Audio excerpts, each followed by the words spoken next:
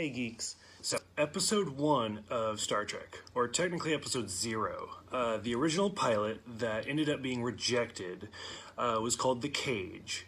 Now, this episode actually has a lot of meaning to me. When I grew up, I had a VHS copy that was mostly black and white, but parts of it were in color, and those were the parts that continued on into the menagerie, which we'll talk about whenever I get to that episode.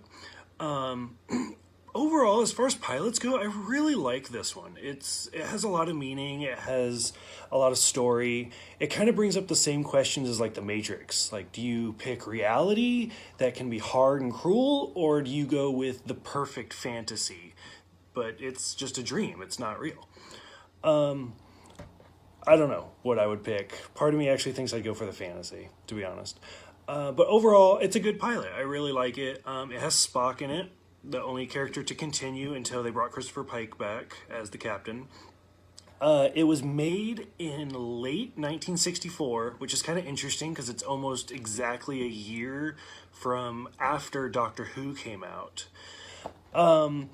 And of course, the best part about it is it has Majel Barrett in it, I think is how you say her name, who in this pilot, she plays number 1, that's her only given name, who then after the series does get picked up, goes on to play Nurse Chapel, and then once The Next Generation comes out, is the voice of the Enterprise computer, and then plays Lwaxana Troi.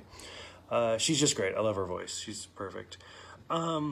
It's interesting to see little aspects from The Cage that continue on. Like they mentioned Warp Factor 7, Christopher Pike says engage. But yeah, overall, I really like this pilot. Probably more than the second one, which I will probably cover with you guys tomorrow.